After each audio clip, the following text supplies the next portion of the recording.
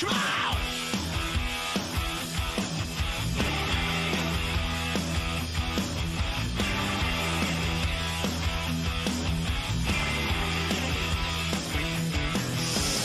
Get your motor running.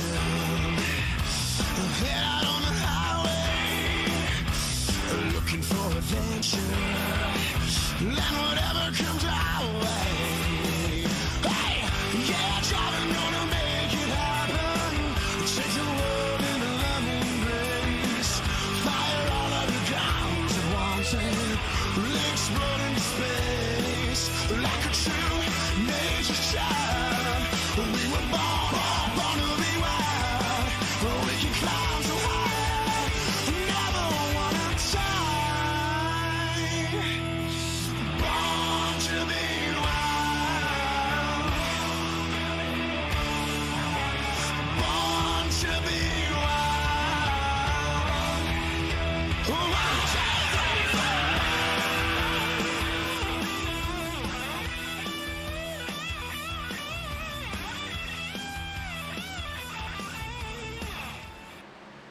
Alright, welcome back to Full Throttle TV and the Blackwater Products USA Truck Series. Tonight we're at the dreaded Milwaukee Mile, where guys are going to have to try to endure this track and a little bit of perhaps the old tight loose car off. Always a tricky situation. I'm Dean Doucette. In the booth with me, Mr. Brad Patterson. Brad, the Milwaukee Mile, man. Something, not too familiar with myself. No, absolutely. No, this is one of those tracks where you look at it on paper and you're like, oh, this is pretty much straightforward track. But once you get out there, you really realize how difficult this track can be. Not a whole lot of banking out there to help you out. Definitely have to be able to get down on the throttle and get that car to rotate. And you can definitely overshoot the corner very quickly and get yourself in a lot of trouble here on this track. Absolutely, you can. We look in on our race information. Temperature showing 66 degrees. See if we can find a little track temp as well. Track temp 103. So, moderate to a hot track. Going to be a little difficult. We got track position, always key at these shorter tracks. Tires, got 3 sets in the garage, 1 on the truck. And pit stops, with a track that's maybe not as familiar to guys, and the pit lane itself a little tough, Brad, to get on here. Yeah, absolutely. Pit road here is very treacherous. I'm sorry. As far as make sure you get through 3 and 4 down on the bottom to be able to really get slowed down enough to get into pit road. The exit of pit road as well. You're going to try to carry as much speed as you can, but you do have to stay on that access road. And that's one of those things where you can sit there and get a tire on the rumble strip, if you will, and whatnot. And you can easily, just be too aggressive on exit and end up with a penalty. Right. We look in on our championship standings. Of course, Bobby Terrell leading the way.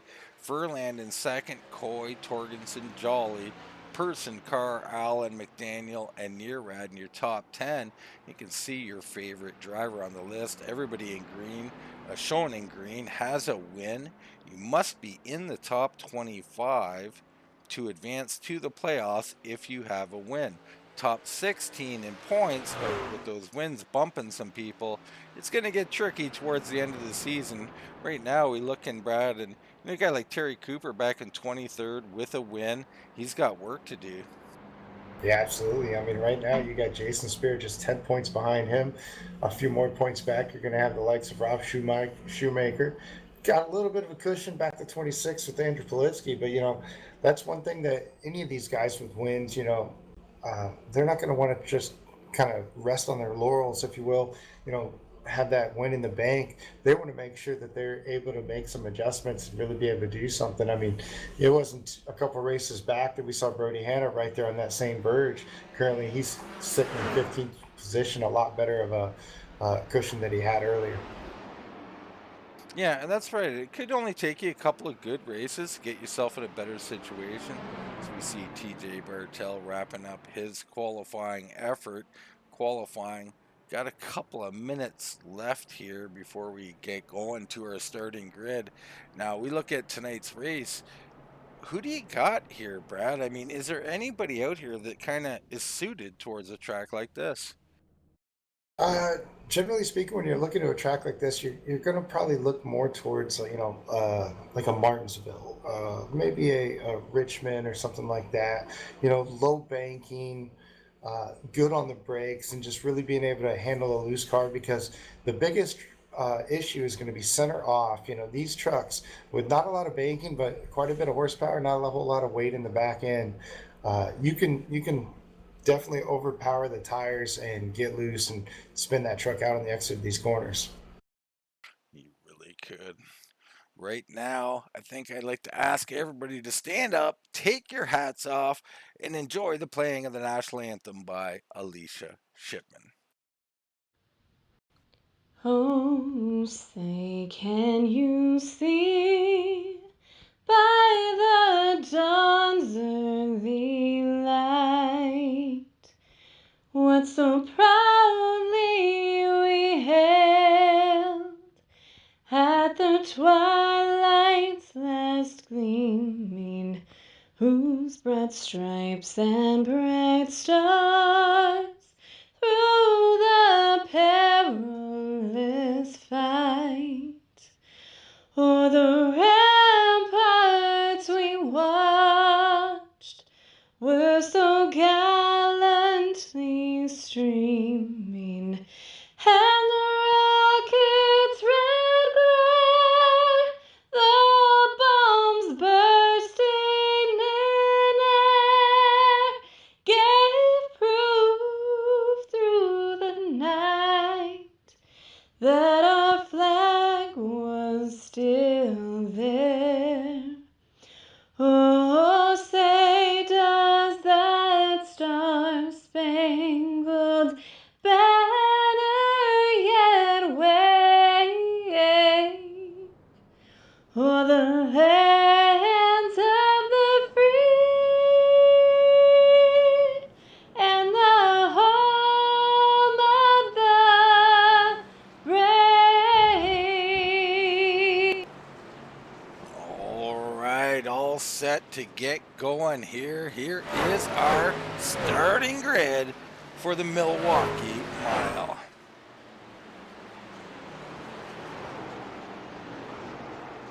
And apparently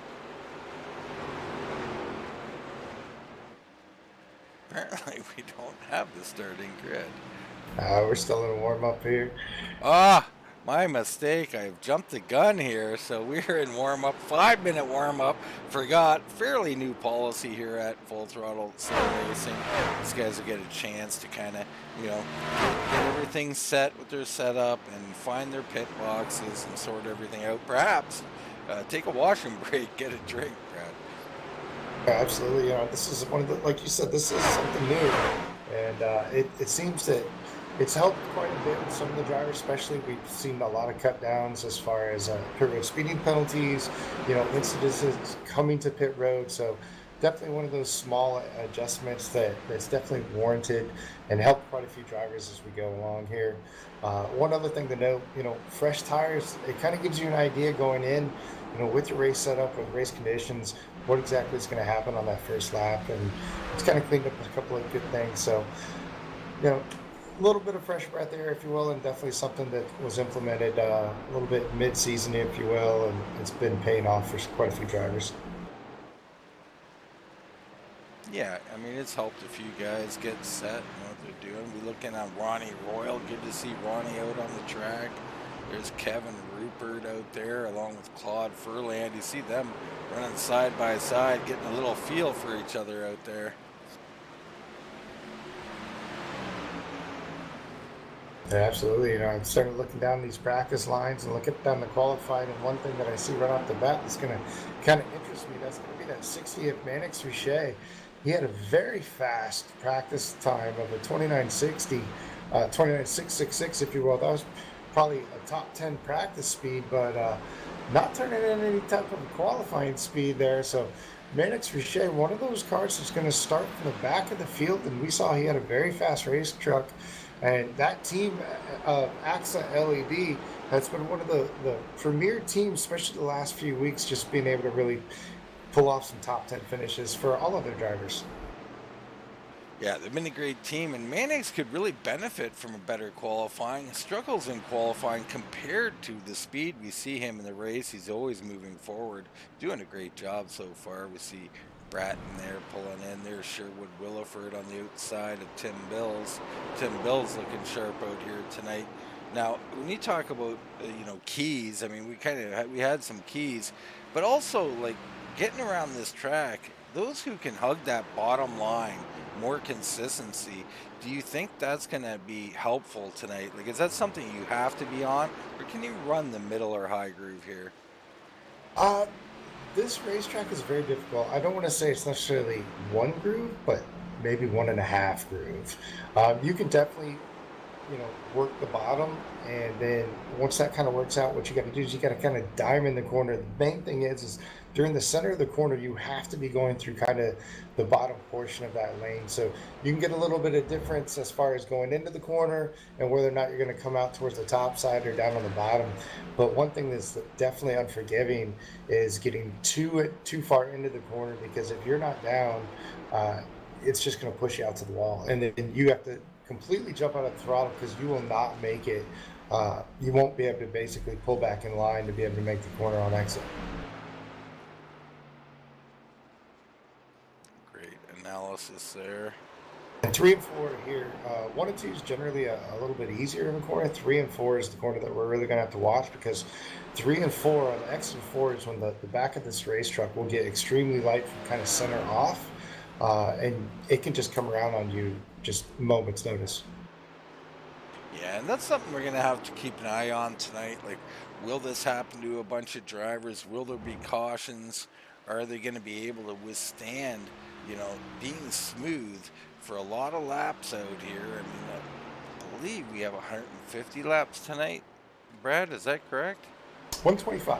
125 here, so it is kind of a short race really for a short track, but still going to be demanding out here to keep that car under you. And here we go as gridding has begun for the start of the race.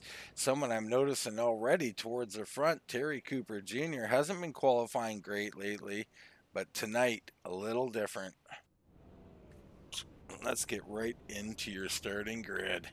Tim Bills, the 77, part of Wheelin' and Dealin' Racing, the time of 29.508, sitting on the pole. Terry Cooper Jr. on the outside of row number 1. It's going to be Brian Helm in the 26, starting 3rd. In 4th will be Sylvain Joly in the 08.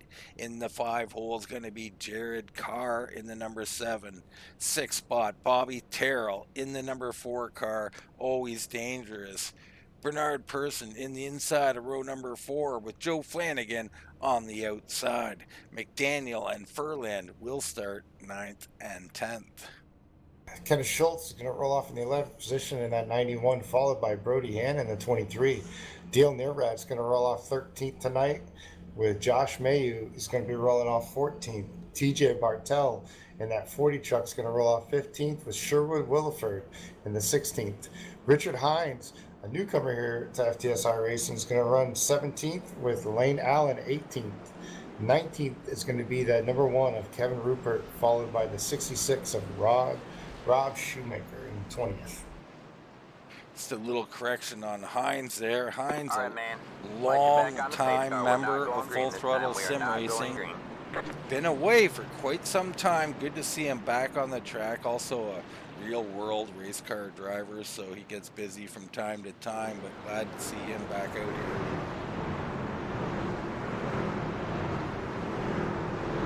We once did a profile on him, Brad, a long interview. Brody Hanna interviewed him.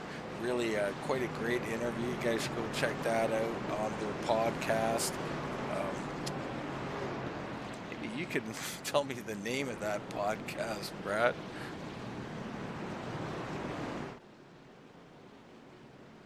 As I put Brad on the spot, he probably doesn't know either.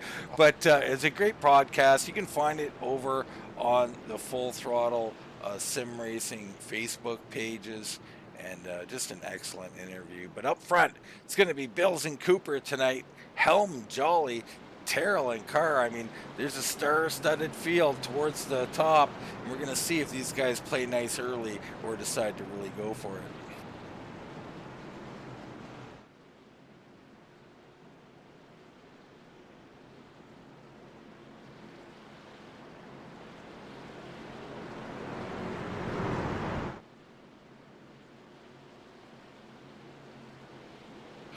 Watch them come through three here. Anticipation after 2 base laps to start it is ramping up here. And I'm looking to see Bills if he can get away on the start. These guys must hold and go on green, so shouldn't get too big of an advantage here. No, absolutely. The bottom will definitely be the advantage going into one. It's going to be a matter of how long they're going to be able to carry it and how deep they're going to have the brakes as the green flag drops. And Tim Bills looking to have his way going into one. And he does. I mean, even with the even start, he got, oh, and he went high, too high. Cooper to the lead. There goes Helm underneath. Tim Bills blew through corner number 1, and he's going to lose 2 spots because of it. And you can see just how easy it is to overdrive the corners here. Tim Bills, he went in, he just didn't get the apex correct, pushed all the way out, and that's going to leave Terry Cooper Jr. out front pulling away. It looks like the 08 had a little bit of problem there, and 3 and 4 trying to do the same. He's going to lose a couple of spots. Tim Bills back to the bottom, trying to battle right now with the 26 of Brian Helm. Helm on the outside. Tim Bills is going to have the preferred line coming out of 2. Bills doing a great job coming right back there. Terry Cooper Jr. to the lead. This has allowed him to get away a little bit behind them. Here comes Jared Carr. He got by Joly on the start. He's got a fresh paint scheme out here. He's looking pretty good as well, Brad. Yeah, absolutely. You see right there, though, a little bit of twitchiness out of the back of that 7 truck as he's going to work to the bottom. The 26 of Brian Helm not going to have the grip he needs to get there on the center, but you see that 7 really being able to roll the center, having a little bit of a problem on the exit. The 26 is going to be able to pull right up on the back of the 77 of Tim Bills. He is. We look back at the 03, though. He is fighting right now with Kenneth Schultz as they go side by side. I think Neerad going to take that spot. Schultz stuck on that high side. Early indications is you don't want to be up there, Brad. No, absolutely not. You know, the top side is not where you want to be, as we've seen several battles already. If you get shuffled to that top side, the guy on the bottom is generally going to be able to have the preferred line. But as the tires wear out on these machines, expect these guys to start using a little bit more of that top lane and probably be running more center, if you will, higher in and probably a little bit lower out on exit. Watch Richard Hines actually in the 12. He's coming forward a little bit after losing a couple of spots, or perhaps he's losing one there. That looks like Kevin Rupert getting around him. You got Shoemaker back here, but let's get back up front. Cooper walking away right now a little bit from Bills, Helm, Joly, and Carr in 5th place. Here comes Bobby Terrell, always in the mix. Yeah, absolutely. Bobby Terrell, he's going to be one of those guys that generally takes care of his equipment. So tires shouldn't really be an issue for a little while here, but they do wear out relatively quick as far as these trucks go. You see he's going to be one of those drivers that's really kind of diamonding the corner out there on 1 and 2, and you're going to see him go down the backstretch here. It's going to be interesting to see if he's going to try to sell out and go all the way down to the bottom, or if he's going to kind of work that middle lane and then just try to diamond the exit corner. Try and take a bit of an overhead here and see if we can really see what each guy is doing. If there is some substantial different lines, entry pretty similar there, but you're right, a little bit more of a diamond from the 4 as he tries to find that late apex, and he's hanging in there. No big advantage that time around. Joly up in front of him has caught up to Helm here, and he's starting to get up there pretty quickly. I like the way that car is rolling the corner there, rolling through the middle nicely. Yeah, going through the field, kind of looking back and looking at the different lines that the drivers are utilizing right now. I think that the best example, if you will, that's going to be that 40 of TJ Bartel. He's really running 2 distinctive lines through the 2 different corners. He's kind of going in high, kind of coming off the exit. He's been able to make quite a few positions as he's actually closing in on the back of the 53 of Joe Flanagan. So So you see him there, kind of staying up high, late apex there, catching that bottom and that really awkward exit to corner 4 there. Kind of the line flattens out a bit, it straightens out a bit. It's a very interesting corner. That really is, and that's going to be where the grip is. We start losing a little bit of traction towards that top side. You're really going to have to be able to hold that bottom. This is one of those few tracks where, you know, going slower, going easier into the corner is really going to gain you speed. Look back at Sherwood Williford here, starting to stalk Kenneth Schultz. He's up a couple of spots on the night already, looking pretty racy here. He's going to dirt to the inside, looking for position. Not sure he's got it. He's going to squeeze in there, and there's almost contact there. And Schultz really giving him everything he can on the top side, but right now it's going to be 33 of Sherwood Williford. He's going to have the preferred line going here in the 3. Yeah, but Schultz, I should say, doing a great job so far. Looks like Sherwood going to get him, though, on that awkward exit to that corner. Yeah, it's just that top side on the exit of 4. There's really no grip. It flattens out so much, and it just kind of comes back to the inside. You would think it's kind of a decreasing radius corner, if you will, coming off the exit of 4. Now he's got to deal with Brody Hanna back in 15th, Lane Allen in 16th. These guys are going to be looking for a way through as well. You see Hanna all over the bumper there. My goodness. Coming down on the entry. He does have position here. And Schultz has got to be careful here. You know, got the 14 to Lane Allen closing in on the back too. This might just prolong that, but that might do everything that the 14 needs him to as far as making sure he's able to utilize position to the inside and follow Hanna through.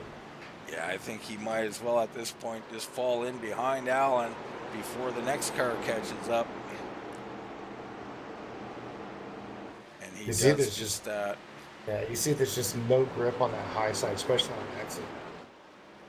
Terry Cooper out front already looking to put Jason Spear a lap down. Spear struggling out here apparently. I'm not sure what problem he had at the start of the race, but he has got to fight for his life here. I don't think he can hold off Cooper. And Tim Bill's right behind him, and it's Helm and Joly and Carr, all status quo up front. Yeah, I'm kind of giving a little light on that 83 there. The 83 had to start from a penalty last week, so he started from the pit road, but right now we're seeing the 25 Terry Cooper Jr. losing a lot of time, you know, dealing with the 83 Spear, but before that, the 77 Tim Bills cutting into his lead drastically, gaining about 2 to 3 tenths a second a lap. Let's just try and see that if we can. The time delta. Got Cooper and Bills, and you can see as it's consistently coming down from 0.9 to 0.5. Bills on a mission after that poor start to the race from the pole. He's looking to come back up to the point. Yeah, you see the attitude of that 77. Very nice, very flat in the corners. Truck's really rotating, not really stepping out. Terry Cooper Jr. seems like kind of entry you see right there, kind of having to go very shallow. The truck wants to push up on him in the center where the 77 just rolls through a little bit better, and he's able to just utilize a little bit more of that grip on the exit and able to make up just a little bit of time on Terry Cooper Jr. We're going to keep this chart up here for the end of this lap and just see. It looked like Cooper actually slightly faster last lap.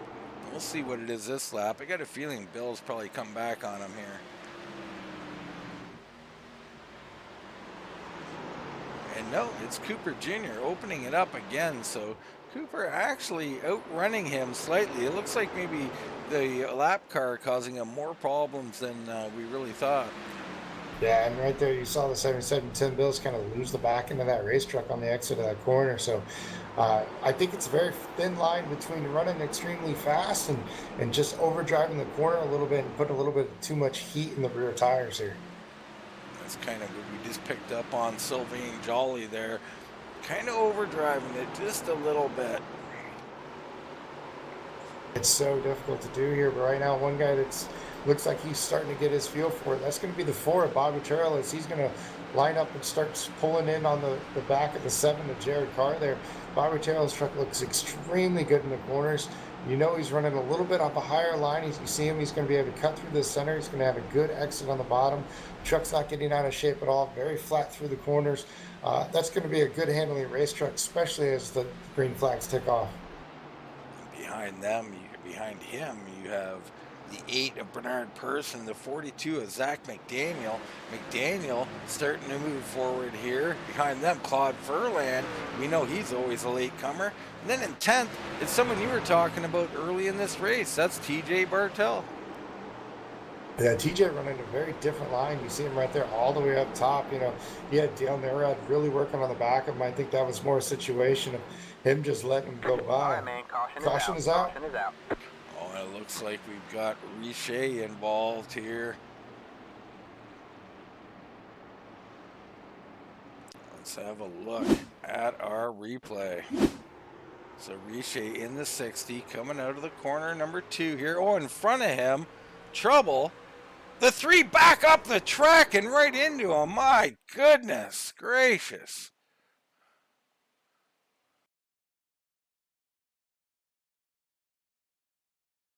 That's going to be Adam Newton with just a very, very odd maneuver. So here we go. Loose. He corrects it, gets straight, touches the grass, up the track, and that's going to collect. I'm not sure who that is Chris there. That's Stouffer. a 13 of Stouffer in his debut race. Wow, that's going to be heartbreak for Stouffer. Yeah, and that truck's smoking heavily. You know, definitely going to be a lot of damage. Going to have to take that down the pit road. I wouldn't be surprised if this will be the end of his night. Wow, what a odd little incident there. That sometimes you touch that grass like that, it'll shoot you up the track, and that caused a lot of damage. Pit stops occurring. Looks like all of our leaders coming in here on lap 21 of 125. This is an early pit stop, really going to bring tires into this race. This could be, you know, anybody who saves a set here, make a move. It looks like Hannah's going to do just that. Yeah, absolutely. Brody Hanna's going to stay out. He's going to be able to try to prolong those tires. Looks like the 83 of Spears going to stay out. He's going to be able to get that lead, get back on the lead lap from that penalty incurred from the previous race. So Jason Spear, exactly what he needed to be able to start his night back over. It's going to be interesting to see exactly what the 23 is going to have for him. Tires don't fall off too much in the interim, but later on towards you get towards the run, probably 30, 40 laps on the tires, they really start slipping. Behind these guys, everybody out of the pits in order, in the top anyway. I don't seeing anybody making up any positions on pit road.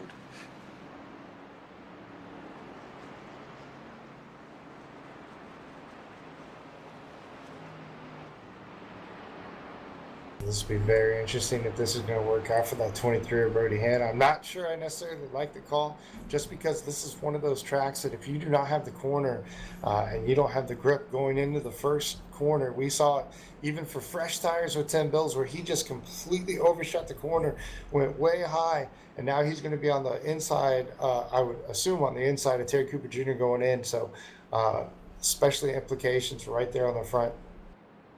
Actually, I take that back. It sounds like Brody Hanna will take the outside, probably expecting a little bit of exactly that, not having the grip going into the first corner. Yeah, good move for him. That's going to be tough on Terry Cooper, though. That's going to put him in front of, or no, that's going to be good for Terry Cooper. Going to be hard on Brian Helm, I believe, will be in the 4th position.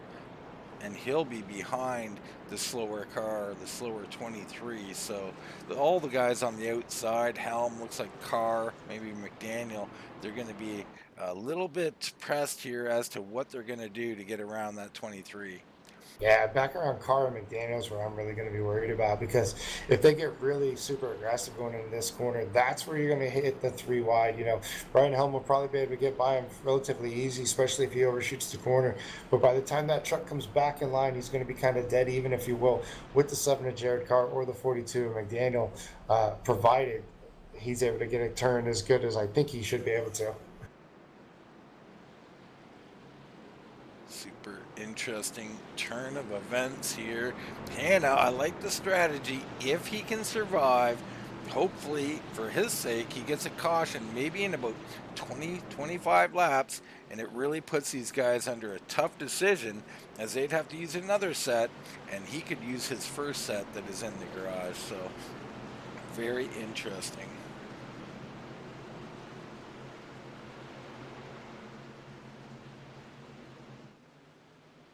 Pace car looking towards pit road. He's off. Quick green drops. Hannah's down and away. Gets a nice jump. Oh, and a checkup. Helm did not get going. Car was into him a little bit. Now they're going. Hannah stays out in front of that high line, though. It's going to be tough off of exit here. Hannah doing a nice job, but Cooper's got the lead. Bills is through. Here comes Joly as well. Yeah, that little bit right there, you see it where Hannah had to, or I should say how Helm had to check up. That actually is going to help the 23 right now. There you see that the grip just not there. They're 3 wide going around them right now. 3 wide, danger zone. Hannah doing a good job. They're all doing a good job. Just very tough situation here. 26 up high. This is going to bring Bobby Terrell down underneath them. And he's probably going to take this spot in the next corner. Jared Carr makes his way by Hannah. So Hannah doing a good job, but nonetheless, those old tires not going to do very good. He'll need a caution at some point. Back up front, Terry Cooper holding off Bills. Joly now into 3rd place. Yeah, Joly, remember that Accent LED race truck team, and they've been doing very excellent all time. But right behind them, you're going to have our points leader. It's going to be Bobby Terrell. He's finally able to make his way by the 26 of Brian Helm right now under the onslaught of the 7 of Jared Carr. Jared trying to get to the outside of him, not going to be able to make it, tries to do the cutover. He's going to have a near view fill of Claude Ferland in that 44, and then you got TJ Bartel right there as well. Yeah, it's a whole line of cars trying to get around Helm. Helm doing everything he can to stay out in front of them. Just doesn't seem to have the car underneath him quite yet. It looks like he might have just figured it out a little bit there as he gets a better exit and kind of spreads out. Yeah, there's a very thin line here going into these corners. You see that rumble strip on the bottom, right there in the yellow. That will help you turn just a little bit, but if you get too much on it, it really upsets the truck, and it'll necessarily jump the truck out about 2 or 3 feet to the left, to the right-hand side, or it could do the exact opposite and really bite in the back end of that race truck. I want to come around on you. Well, someone falling there to the back of that group. I think that's TJ Bartel, who either fell to the back or was making a move and it didn't complete it. Currently shown in 9th place. Ahead of him, Zach McDaniel, Claude Ferland, Jared Carr, and the rest of the guys up front. Sherwood Williford's made his way up to 10th place. He's up 6 spots on the night. And meanwhile, the 23 Brody Hannah back to 17th position. Right now, he's going to have the 66 of Rob Shoemaker. He's pulled up on the back of him. You got the 24 Ronnie Roy right there. So, a gutsy call, if you will, out of that 23, did not take the tires. And right now, he's definitely paying for it. He's definitely looking for a caution, hopefully in the next 10 to 15 laps.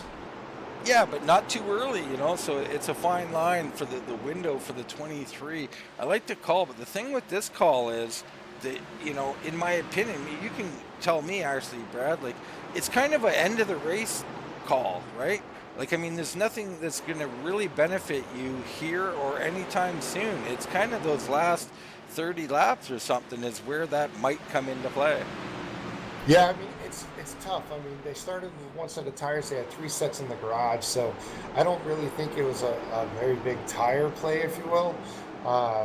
Coming in on lap 25, you're, arguably a fifth of the way done, if you will. So, I think if he needs it, he needs a caution in the next 5 laps to where other trucks don't come to pit road, and he is the beneficiary of, having a good set of tires.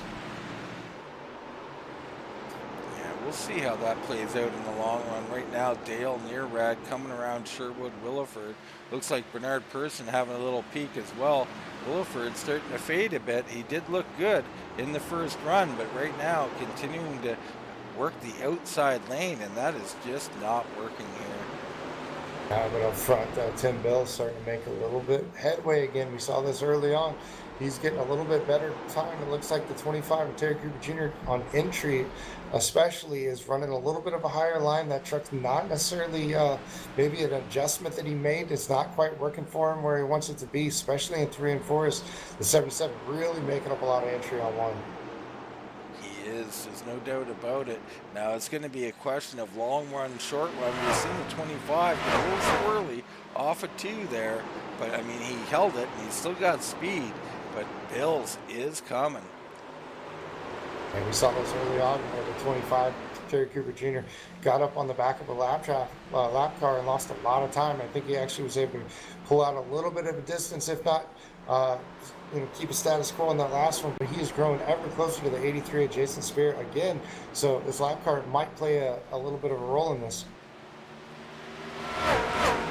Facebook Accent LED has the fans out again, rooting them on. Let's take a look at where they are. Joly currently shown in 3rd place, having himself a nice run. Started a little better tonight. Claude Ferland back in 7th place. He's up 3 spots. And then it's Mannix Richer. Not sure. Mannix, I think, out of the race, Brad, if I'm not mistaken. Yeah, absolutely. That first caution there, remember, that had Mannix Richer all over it, got a lot of damage on it. Took that truck back behind the wall. Yeah, it's unfortunate to say the least. Right now, Cooper now starting to open it up again, as you know, kind of similar to what we've seen. Bill's fast early. I mean, he got the bad start at the start of the race, but he was fast. And later on in the run, it seemed Cooper was starting to pull away a little bit. I think we're seeing a bit of a replay here. Maybe it's Joly in 3rd we should be thinking about here, Brad. Yeah, you really don't know. I mean, unfortunately, I didn't get a long enough stint to really be able to tell. I mean, these guys had about 25 laps on their tires when we had that caution. So, just getting to that situation where the cars are going to just start kind of making their move as far as the tire wear.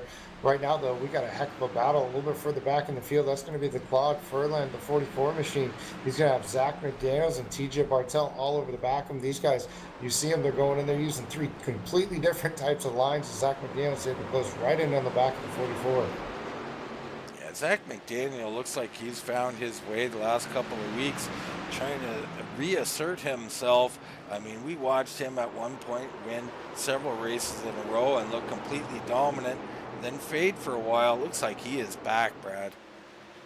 Absolutely. Back to form as a 42. And, it's good to see him out there. I know he's got a lot on his plate. He's been really trying to get this team working back in the situation. And he's had a lot of good races, not necessarily the best of finishes, getting caught up in some other people's mistakes, if you will, as right now the 42 still on the bottom. You're going to use that 83 as a pick. The 40 TJ Bartell's going to be right there as well. The 03 Dale Nearad, he's going to try to take advantage of this as well. Yeah, Claude's in a bad spot up high like that. TJ's underneath. He's going to clog up that lane a bit. That's going to bring Dale Nearad with him. And behind them is Bernard Person. He's going to come in there as well. As you see, Ferland getting really close, trying his best. He doesn't know what else to do.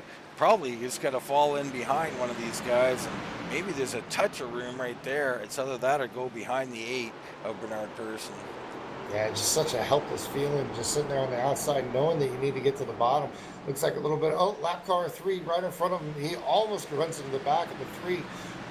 Did the 44 Claude Ferland. That could have been a disaster. It could have been great race awareness by the 8 of Bernard Person, too, going way down the track, seeing that coming, and allowing that room to be there for Ferland. 34 check in on our other strategy here, and that is Brody Hanna now in 23rd. What were you saying, Brad? I was just saying, we checked in. We have a slow car. That was going to be the 34. That was going to be Ian Spear. A little slow tonight. Obviously not having the night he wanted, as these guys were able to make their way by him as well.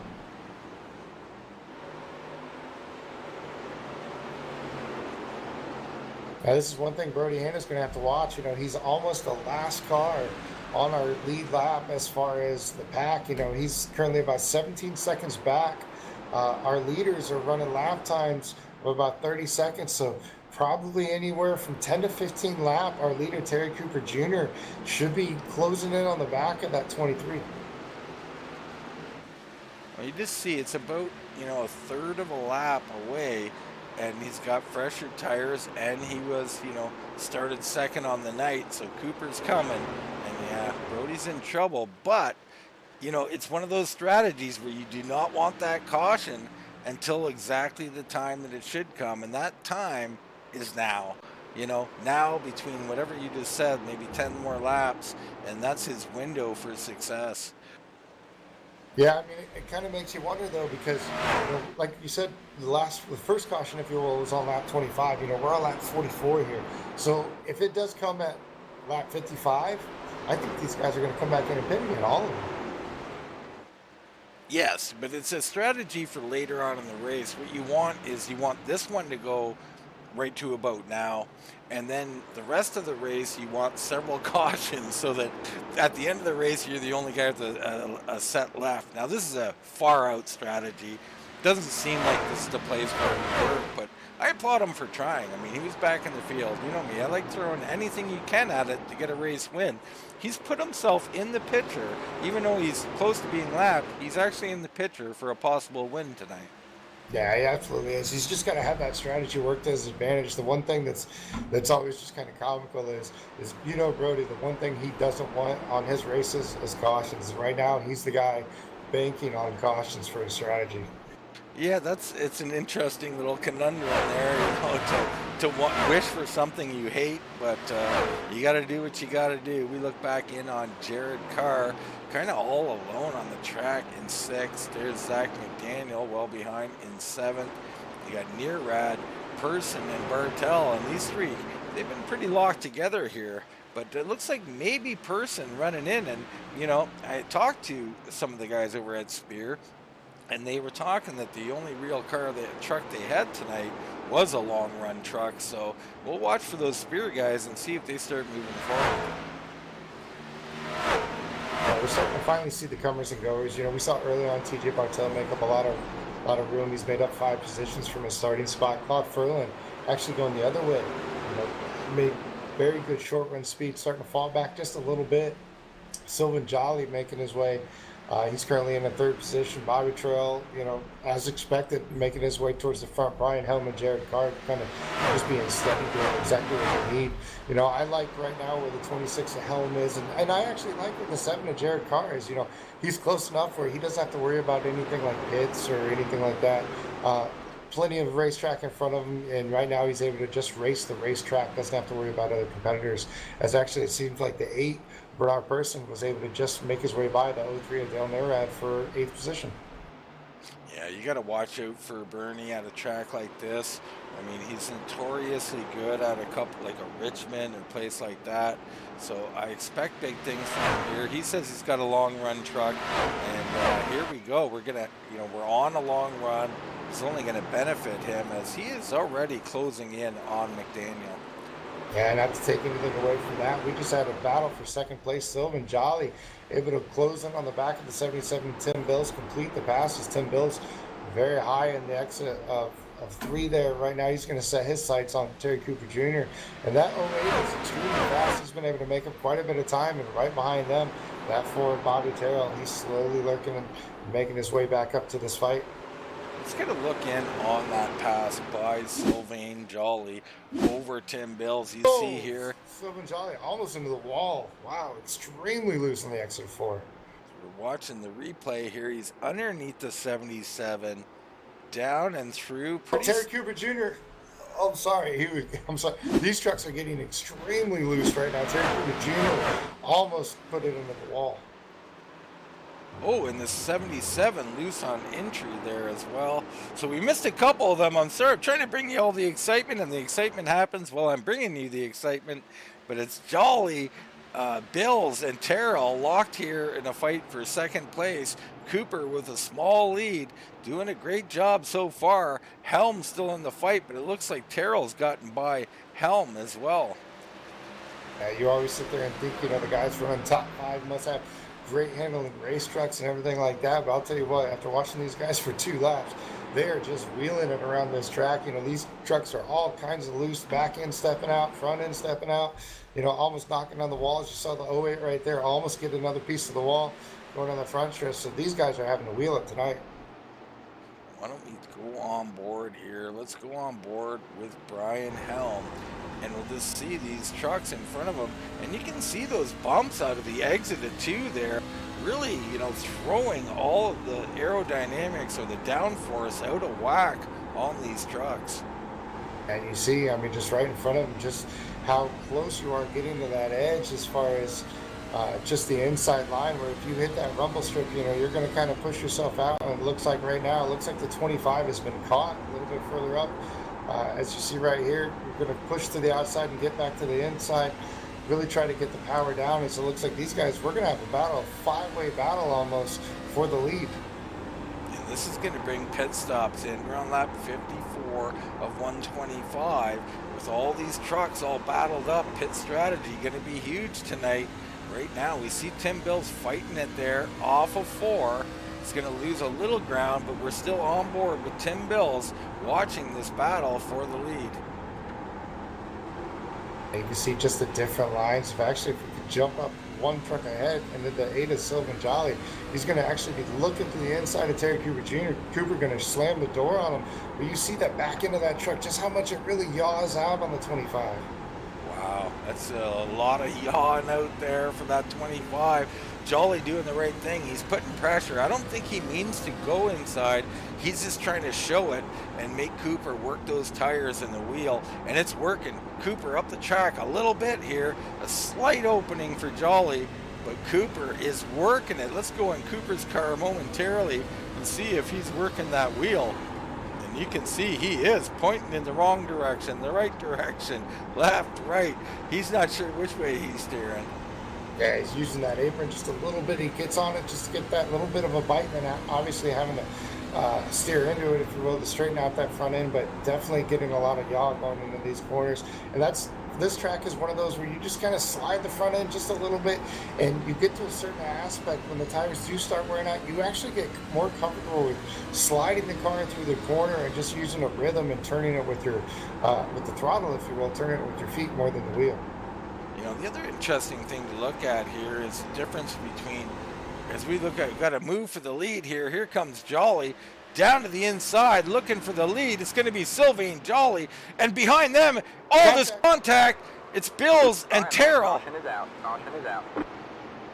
Joly will take the lead before the cautions will put Sylvain Joly in the lead. But my goodness, we had some action there. That's going to be Bobby Terrell and Tim Bills. Let's get a look in on it. We see the battle for the lead. Bills gets really loose off of 4. Terrell down to the inside.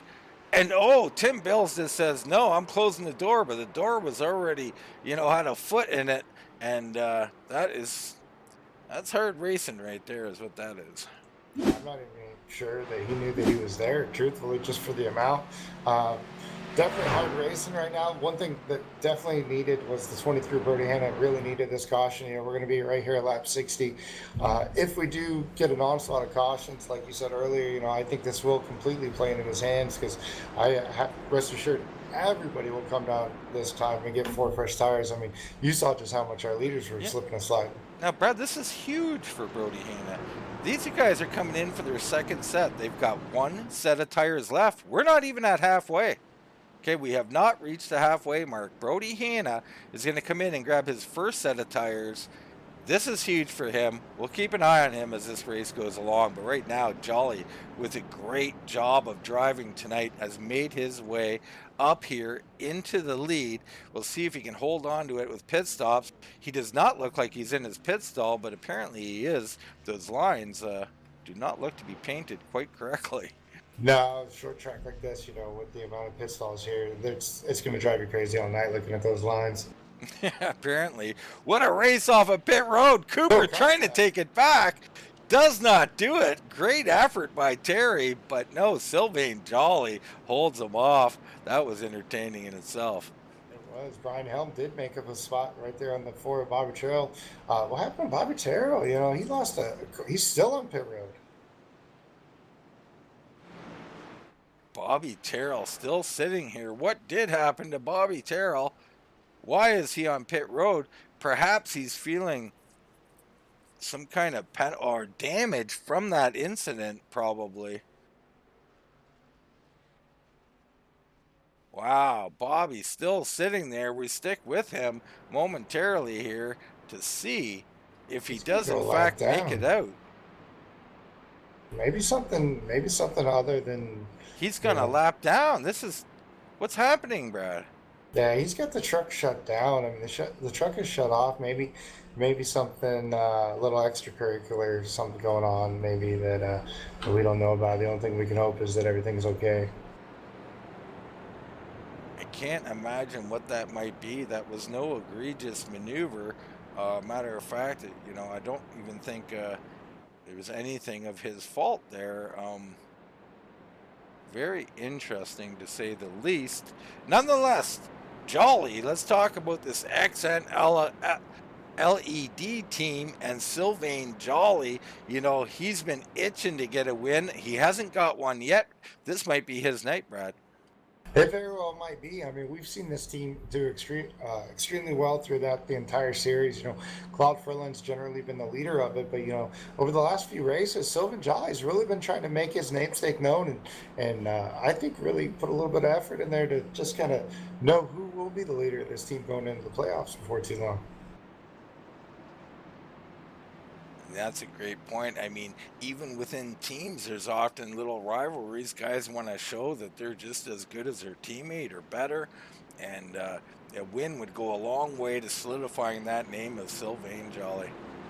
It's going to be Joly, Cooper, Helm, Bills, Nearad up to 5th, Person up to 6th, as those long-run cars seem to come in.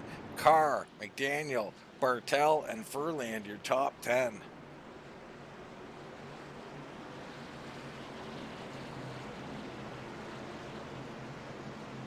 Just a quick check on Terrell, still sitting on pit road.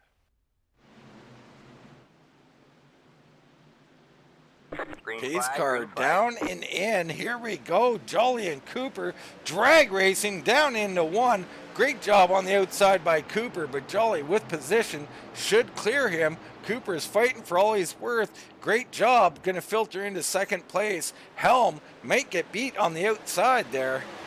Yeah, Helm did not have a good restart. He's got to figure out these restarts. He's lost a lot of positions on every restart. He has indeed. And, you know, because Bills could not clear him fast enough, this could end up costing Bills a couple of spots. He's got to file in behind Helm before it's too late.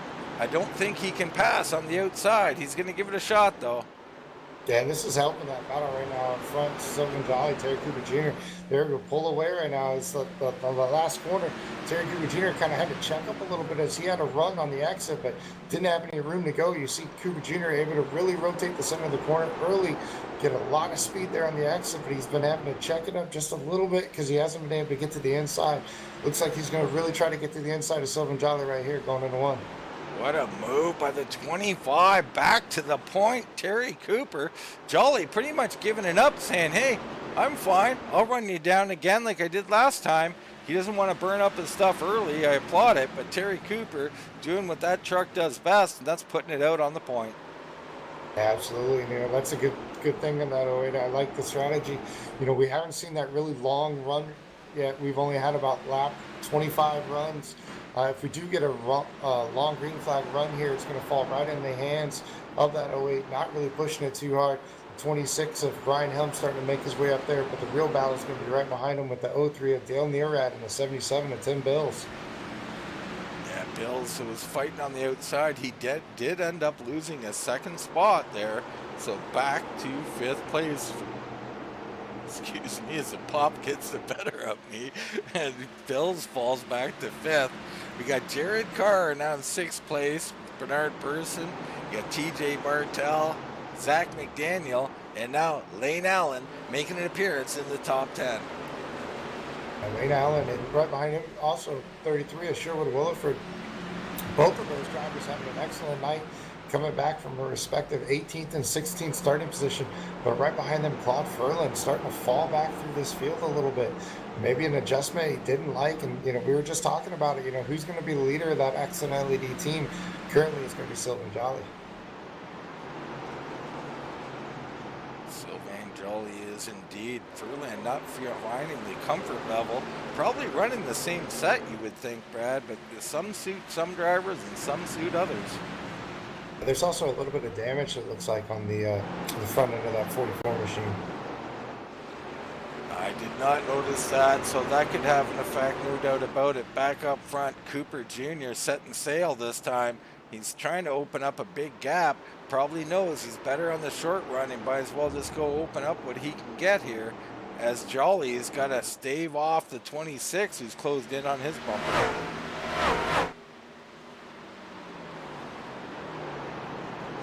Got to look back here, Brad, and always check in on the 23, Brody Hanna, back here with that, extra set of tires in the bag. Could come into play. He's back here now in 19th place, so he's in good shape still. It's all on the tire play for the 23. Yeah, absolutely. Not being too aggressive right here. You got to expect them to have a decent setup underneath him. He works with a lot of the Ford guys. The Ford guys generally work all together. We've got Jared Carter up in 6th position. TJ's up there in the 40. So a lot of guys really, I would assume, with the same set, even right there in front of him. You got the 91, you got Pepto Joe right in front of him, working his way to the inside of Rupert. So I think right now you're seeing, patience has been the key for Brody Hanna for the last bunch of races, if you will, and it's really paid off for him, with the win in the bank right now. So he's doing exactly what he needs to do to just solidify himself and make sure he gets these points. Yeah, Brody Hanna really trying a little, a different tact, if you will, to try not to be so gung-ho, I guess, on being up front and getting the wins. And, he's finding, like everybody will, when you kind of have that new thought process, all of a sudden new strategies open up for you, and that can be a lot of fun. And part of the beauty of racing is these race strategies. Yeah, he is in the thick of it right now, though. Even if he wants to go forward, he really can't. He's just stuck in so much traffic. Yeah, there is a ton of traffic back there. You look back up front, it's Cooper, Joly, Helm, status quo, Nearrad being stalked by Tim Bills. And that's the biggest battle up front here is for 4th place. Bills still a little, perturbed probably with that restart he got, and feels probably like he should be up front, stuck back in 5th place. Absolutely. Tim Bills has just not had the restarts he's really wanted all night. We saw it as soon as the green flag dropped, overcooked it into turn 1, lost a bunch of spots, and ever since, he seems like he's been the guy that left out on all these restarts. That last time he was stuck behind the 26 did not have a good restart. A little further back, it looks like the 42, Zach McDaniel, is able to get by the 40 of TJ Bartel. As Tim Bills closes in right up on the back of that 03 at Dale Nearrad, starting to really put a little bit of pressure on him. As we also notice Bobby Terrell limping back out onto the track, not doing anything, just falling to the back of the group here, several laps down. Gotta think he had more damage than we thought. Yeah, no, I mean that truck looks really good and clean to me. I hate to say it, but it might be something a little different, off the track, if you will, something they might have had taken care of or something like that, because the truck looks really good, and we've all had incidents with maybe a part failure, wheel setting came unplugged maybe, or had to get it recalibrated in the pits, but, he's no stranger to the front of this field, and, he can take a mulligan every now and again for sure. Yeah, and you can't discount that. Sim racers, stuff at home, emergencies, spilt drinks, dropped cigarettes, all these things can happen. Cats on the keyboard, who knows what could happen. Yeah, a second pit stop, not the same. Yeah. Out front, Cooper Jr. still leading. Lap 77 at 125. Joly and Helm 2nd and 3rd. Nearrad and Bills 4th and 5th. Then it's Carr, Person, and McDaniel. Behind them, TJ Bartel and Lane Allen seemingly on the move. Our biggest movers up 6 and 8 spots. While Nearad actually in fourth is up 9 spots as well. It's going to be very interesting right now because right now we're starting to see a little bit where Terry Cooper Jr. is starting to pull away from Sylvan Joly a little bit lap after lap. And right now, Sylvan Joly running completely different lines than our leader. And right there behind him is going to be Brian Helm. Our top 3 guys are really running completely different lines right now. You know, Terry Cooper Jr. is pulling away. Brian Helm, I think, is starting to really close in on the back of that 08. And you really see it on the exit of some of these corners. Is that it seems like the 08 is pinching it off through the center of the corner and not really being able to get the grip it needs on the exit, especially on 4. The 08 a little faster that lap, so it's kind of just swapping a little bit here and there. Very close times between Cooper, Joly, and Helm. And I'm not sure this is in Cooper's favor. He'd probably prefer to be opening up a gap because we know what's been happening on the long run, and what we've heard in the pits about Helm's car being a long run car as well. So Cooper, gonna hope. I mean, I'd say for a caution, but not really. He's only got 1 set of tires, Brad. So they gotta stay out. If there was a caution right now, he'd have to. Well, he could take his last set, I guess. Yeah, I mean, if there's a caution right now, the one person that's going to be licking their lips, if you will, that's going to be that 23-year Brody Hanna in 20th position right now. He's going to come in, get another set of tires, knowing full well if another caution comes out, he's going to be one of the only trucks being able to come back down and get a set at the end.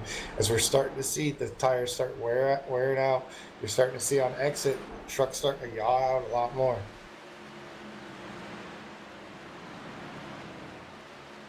Absolutely. Back to Ferland. There's Ronnie Royal. He's up 13 spots on the night. Ronnie on the move for sure. Now up into 12th place as Ferland continues to fall a little bit. You got Joe Flanagan right there, and then it's Richard Hines making his return in the number 12. Back in 15th, you got Rob Shoemaker in 16th, and then we got a heavy battle back here, Brad. Rupert, Schultz, Hanna, and Held. Hanna right in there with Terrell's in there a couple laps down. Yeah, it's all right. He couldn't pull away right now. That 08 is Sylvan Joly. He has closed the gap by about half. He's right up on the back of Terry Cooper Jr. Brian Helm not too far away as well. They're about a truck and a half length apart as the 08 continues to reel in that 25. This is interesting. Let's bring up our pit board momentarily here and see pit stops. We're on lap 59. So we're looking at about 24 laps. We've only got 42 left, Brad. I mean, Terry's got to be thinking about splitting this in half or even short pitting. He does not want to lose this lead. And Joly way up the track. Helm going to look underneath him. Can't do it. Neither one of them can make the car stick. That's going to give Cooper a nice little cushion again. Yeah, absolutely. He worked so hard to just knead that down to about 0.2 of a second. You take one corner and all of a sudden it sets you back about 4 or 5 laps. Now you're going to have to refocus, reset yourself, and really try to claw it back again.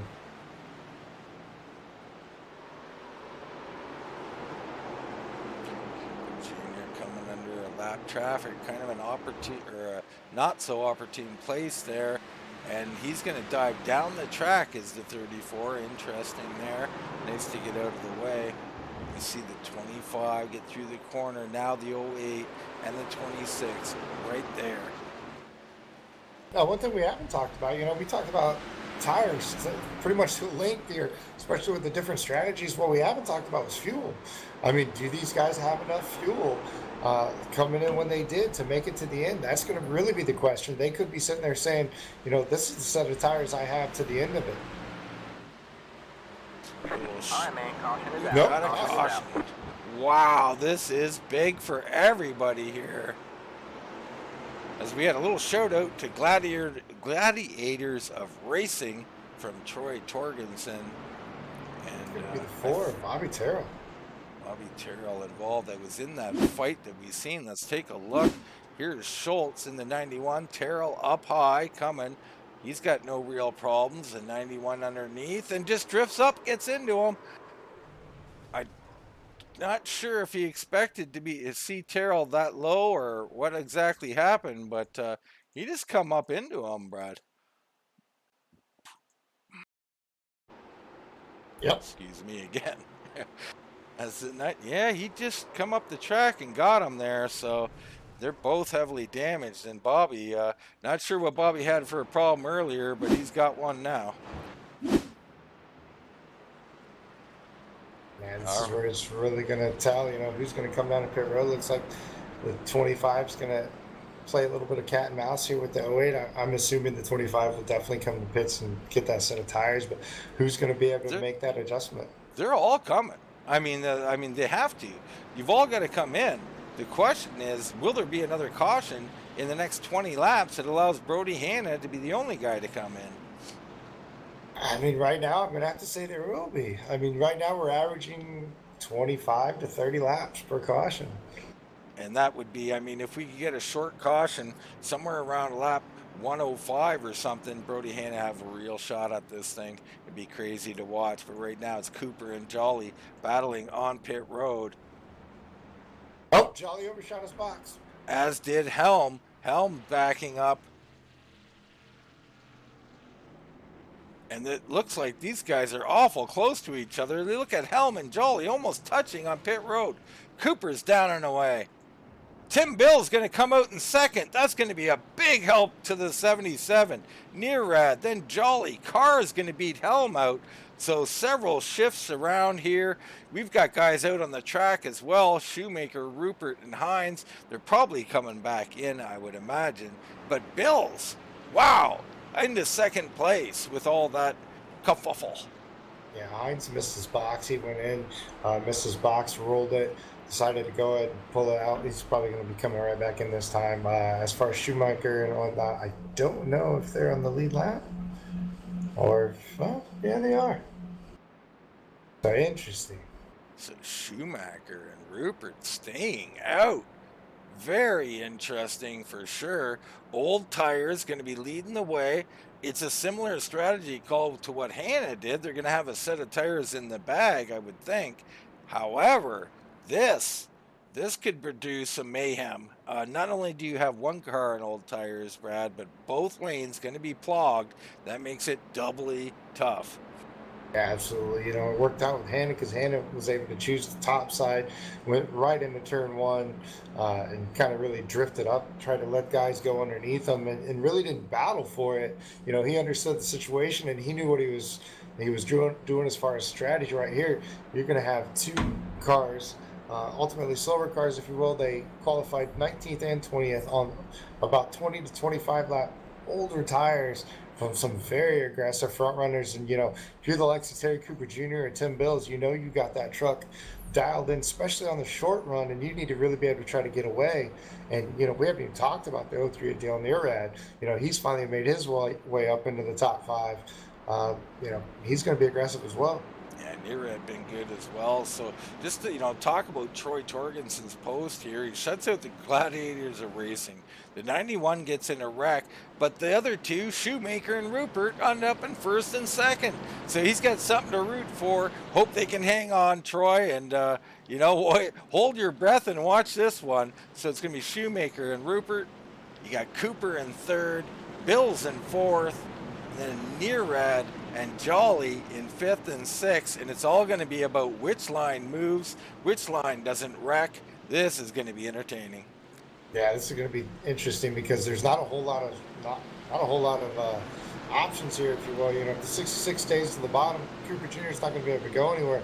Even if the 01 washes out, the 77 is going to pull even with the 66, and we don't know if the 66 is going to be able to make the corner. Green, green, green.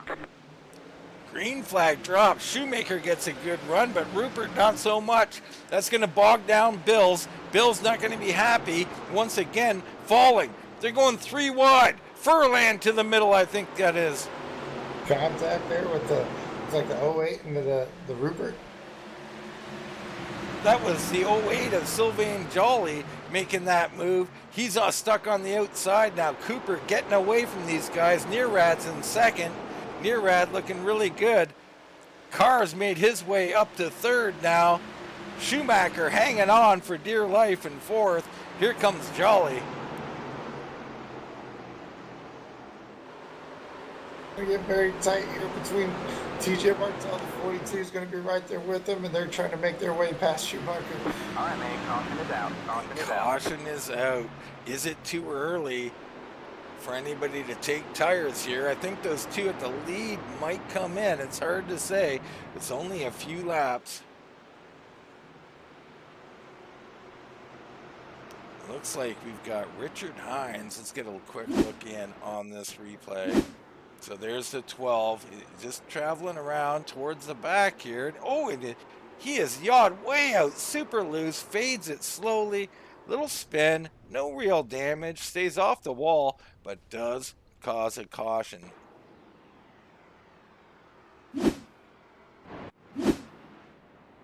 All right, here we go. Big decisions for a few guys. Lap 93, only 6 laps from our last pit stop, and some of those under caution.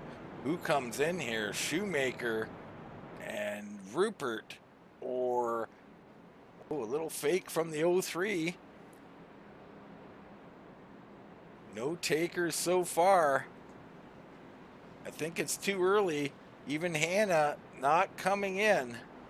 Yeah, it's too early for Hannah, but I mean, Shoemaker or Rupert, I think that was theirs. You know, we're going to go back to green with 26 to 27 laps. Exactly what they've been doing as far as any type of a run. You're going to have 6-7 laps, fresher tires. I mean, if we don't get a lap, if we don't get a caution in the next 10 laps, I just don't think they're going to have enough. Yeah, it's, you know, I think you talked about it. It's just a strategy that didn't look like the amount of laps, the style of track that it could work, but it's a fine line. And I think you're right, about 10 laps is about the max they would want a caution, and they want it not before 10 and not after 10. So that's a very fine window, Brad. Yeah, and they don't want to be it, that's for sure. Yes, yeah. Problem number 3, you don't want to be the caution either.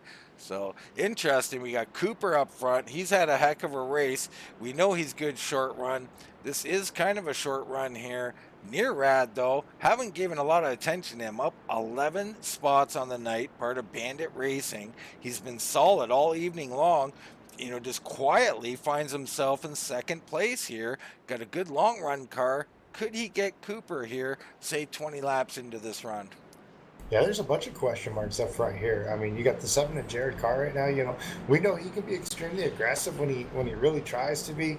He's going to have that opportunity. And then you got the 40 of TJ Bartel. You know, he's had a great truck the entire night. You know, really made up a lot of spots throughout the runs. Never really started towards the front, and then right behind him, you're going to have that 66 of Schumacher. So, you know, we're still in the heart of things. You know, McDaniels is going to have to deal with it. Tim Bills, Helm, Ronnie Royal, you know, he's up in the top 10 now. So a lot of surprises with a lot of guys. And, you know, we just haven't seen this combination of drivers at the front yet. You know, talk about Tim Bills. So he has one bad restart at the start of the race. And then he's now again going to have Shoemaker at old tires in front of him. His luck just not playing out well tonight. He might just have to take what he can get tonight. Up front, though, Cooper, Nearad, Carr, and Joly about set to do battle.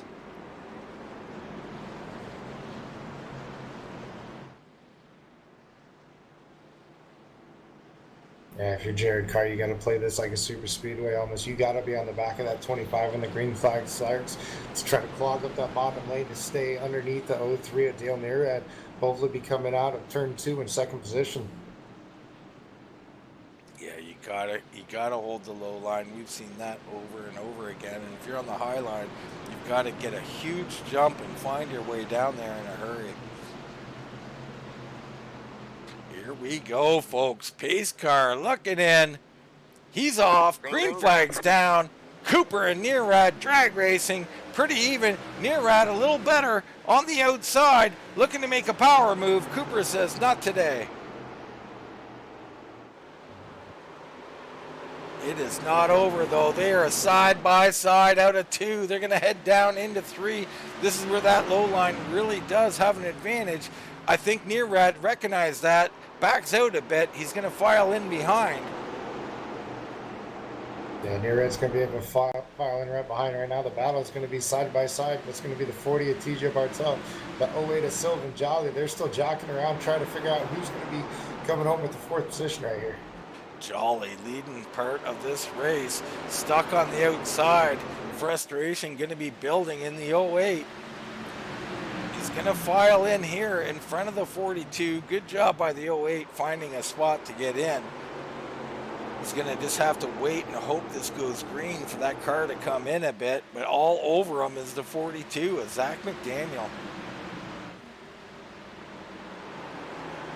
And these guys continue to do that right now. Terry Cooper Jr.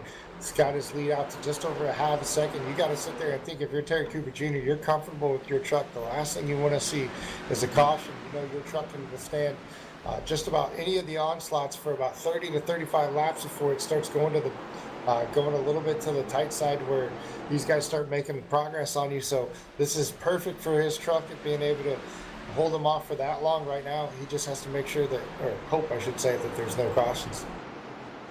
Yeah, I don't think he wants a caution.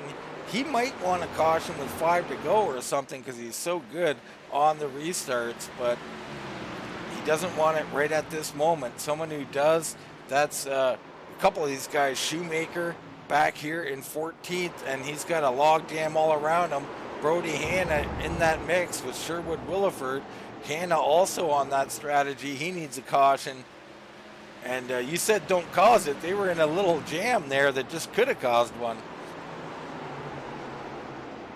Yeah, they're really going all out right now. It looks like the 23, he's still working on the inside of that 66. A little bit of damage I'm looking at the back of that 23 truck. So that 23 obviously a little bit banged up, trying to make his way through the through the night. What a jam up behind him. I mean, John Held's in this match. Tony Solari, Richard Hines right in there. Bratton's in there. But let's get back up front. Laps are winding down. It's Cooper opening up a big lead. Nearad in second. Carr in third. Can they make up this gap? I don't know. 24 to go. Usually about another 5 or 6 laps is when they start to kind of reel in Cooper. And I don't know if that's enough time, Brad. Yeah, absolutely. And this is actually the largest gap that Cooper's had all night tonight, you know. And we got Dale Nearad. We haven't really seen him up front. Jared Carr, we've actually seen him kind of fall off as the run goes. TJ Bartel's there as well. And I'm starting to think that maybe TJ Bartel's actually slowly holding up the 08 of Sylvan Joly. I don't know. I mean, that's one of those things where we get these new guys towards this front, you know, and the comers and the goers. We just got to see what's what. You know, let's give Jared Carr some credit here in third place tonight. You know, doesn't look like he's overdriving. Doesn't look like he's, you know, trying to be over aggressive. He's taking what he can get here, following and waiting with the 03. I like what I'm seeing out of the 7 tonight. Yeah, minimize the mistakes, and that's really the key here. You know, he's been up front this entire time, started 5th on the field, currently in 3rd. Whoa, the 26 and the 77 are not playing nice right now. The 77 working to the inside. It was about a lap ago. The 26 almost made it to the outside wall, and the 77 just very aggressive making that pass there. Yeah, the 77 extremely frustrated. I'm sure he's driving with the bit between his mouth, between This his might teeth. not be over with. And you were expect Helm trying to come back on him a little bit here, as you know, Helm gonna not give anybody any quarter either. So this fight could rage on here. Like above that though, you're gonna have Sylvan Joly, him and TJ Bartel starting to warm up that battle as Sylvan Joly trying to get to the inside of the 40. Joly looks so good for so long. Restarts just did not work out for him, nor did his pit stop sliding through the stall. Check in on Nearad. Let's look in at the lap history or the delta here and just see it's still Cooper, still opening up. Times are starting to even out though. I think we're about to see a shift here between, you know, Cooper being faster and Nearad being faster with 19 to go. Yeah, you look at really the second group of trucks here, and you start to look and see which trucks are handling the best. And I got to sit there and think, you know, again, we talked about all night that 08 of Sylvan Joly as he's you know, these laps wind down, you see his truck's the one that's able to handle the corner, get off the corner on the exit. Very good. He makes up a lot of distance.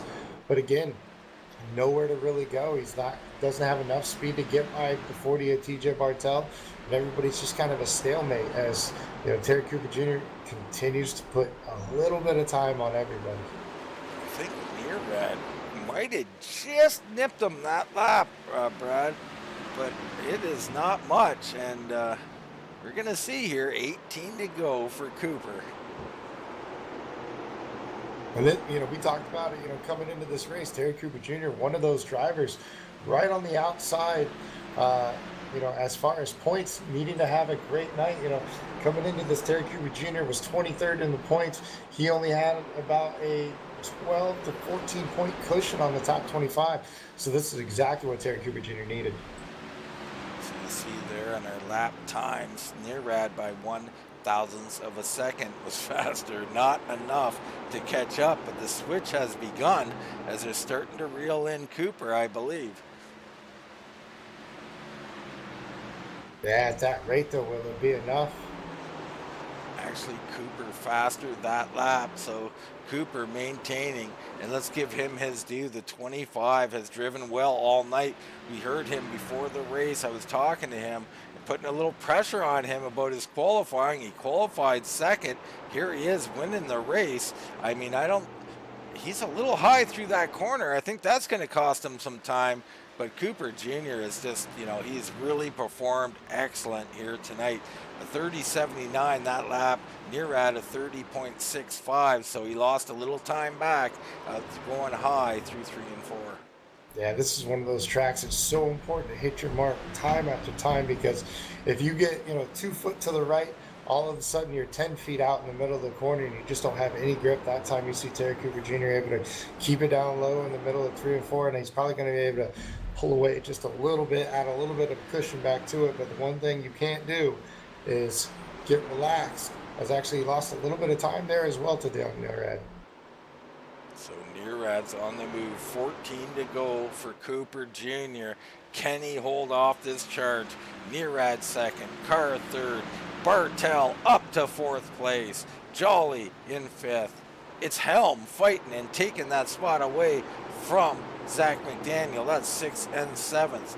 Bill's now fallen back to 8th. Not sure what happened to him, but he's lost a couple of spots there.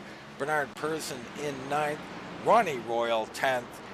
And you got Allen, Ferland, Williford, Flanagan, and Hannah in the top 15. And that strategy of hoping for a caution for a set of tires is pretty much out the window at this point. Yeah, I don't think there's enough time. I mean, with 24 cars in the lead lap, even if the caution did come out, I'm not sure with the remaining amount of laps after you take away the caution laps, you'd really have enough of an advantage. Cooper Yeah, a little high. He could make up some spots perhaps, but not for the race win.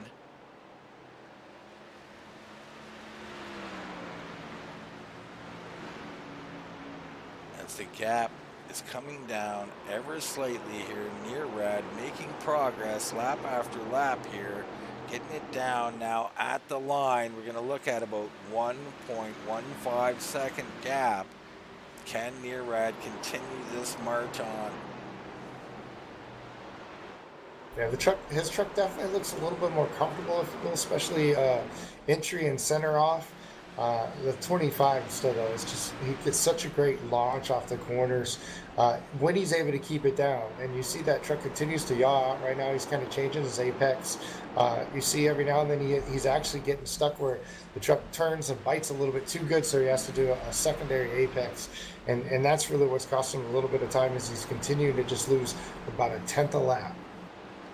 As we see there on our time delta, consistently coming down, the odd little blip, but time is coming down. It's coming down at a faster rate each and every lap. So the 03 gonna get there. Can he make a pass though? That's a totally different story.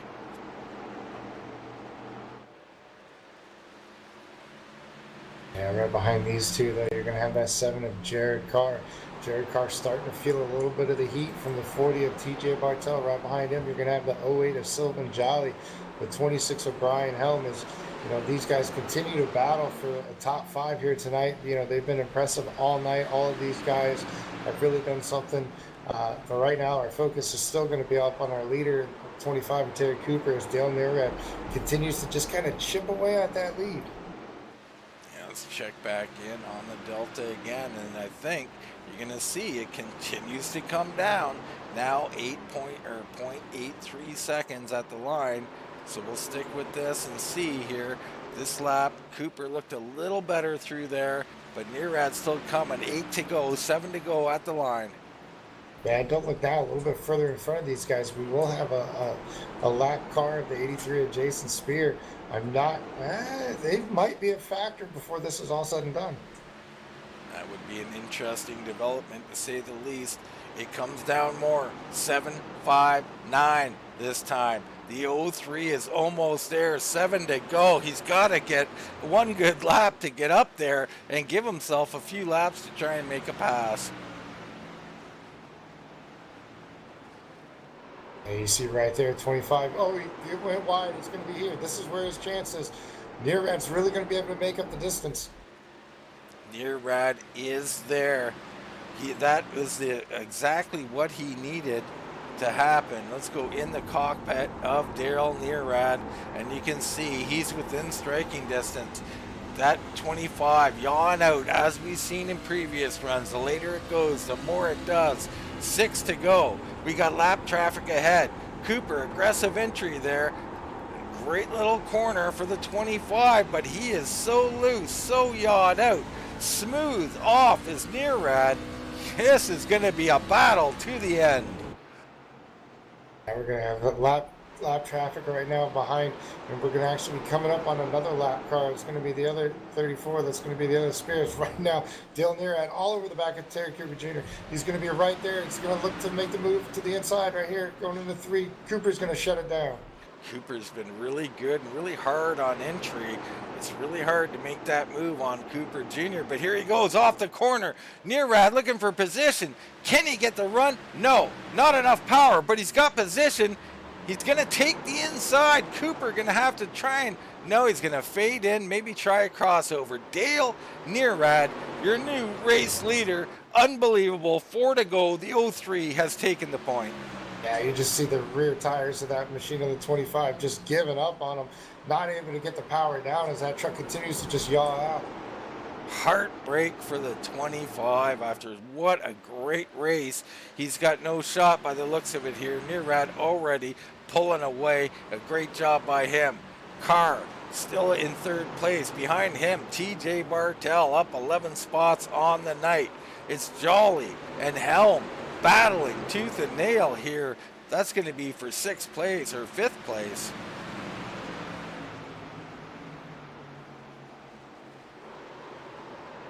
Check back up on our leaders. Cooper hanging a little bit there, but that car way too loose at this point. Nearad just pulling away. Yeah, we talked about it earlier. The Achilles heel of that 25 is this longer run. This is going to be the longest run that we've had all night. And unfortunately, it's right at the end of it that that truck just kind of lays down a little bit. And Dale Nearad and the 03 is going to shine. Joly loose off the corner. Helm loose off the corner as they push for position there. Up front, though, Nearad coming down, taking the white flag. 1 lap to go for the 03. The 08, you talked about a Joly really pushing it. I think he got a little bit of piece of the wall there on the exit. Yeah, they are pushing it back there, but we stick with our leader, Dale Nearad, Bandit Racing, in his first season here at Full Throttle Sim Racing, down through 3. Coming now out of 4 towards the checkered flag, the 03, Dale Nearad, going to be your race winner here at the Milwaukee Mile.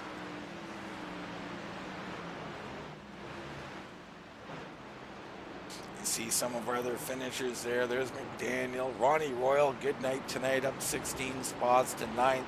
Bills falls to 10th. There's Ferland, Williford, Lane Allen. Whew, that was something there, Brad. I mean, what a drive by that 03 to be so patient so early. Yeah, absolutely. I mean, that was the name of the game. He didn't have anything for him early, but we saw all night that 25 was just shot out of a cannon and really be able to hold it. But once we got, like you said, about 25 laps, 30 laps in, he started to fade. And, it didn't matter if it was Sylvan Jolly behind him. It didn't matter if it was the 03 of Dale Nearred. They would constantly make up time. That truck just not set up for the long run. And ultimately, 5 laps too many for that 25 Terry Cooper Jr. Absolutely. Let's get a look in on our race results as the 03 celebrates with some burnouts. Dale Nearad Bandit Racing, tonight's race winner. Cooper Jr. second. Carr, Bartel, Joly, Helm, Person, McDaniel, Royal, and Bells. You got Ferland, Williford, Allen, Flanagan, Hanna, Solari, Held, and Hines, your top 18. And you see where everybody else has finished here tonight. Some guys on different strategies, other guys struggling, like Bobby Terrell finished back in 26. What a horrifying night the four had tonight. Just strange things happening on pit road and on the track for the four as well. Yeah, definitely not the night he wanted, but next week is another week, and the champion that we all know Bobby to be, he'll be back ready to go and tear up some racetracks as far as getting to the checkered flag. Let's quickly look in on our updated points here. So you see Ferland made up a little position there, I believe. He's about 53 points back. He got Joly now moved back up into third. Carr up 3 spots into fourth. Person into fifth. Coy not here tonight. Falls 3 spots. Allen up 1. Nearad up 2 with that win tonight. And you can see Troy Torgerson unable to make it. He's going to lose 6 spots tonight. Wow, that's a big move.